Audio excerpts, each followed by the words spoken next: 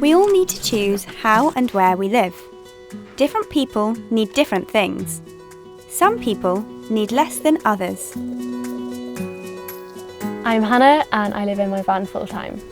Hannah is a student. She didn't want to pay expensive rent in the city, so she moved into her van. She has a simple life, but some things are still very important to her.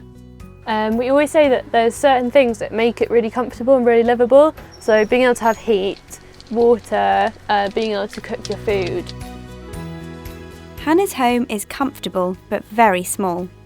She tries to save space in any way she can. This plant shelf is probably my favourite thing in the van. Living in a van isn't for everyone, but it works with Hannah's hobbies.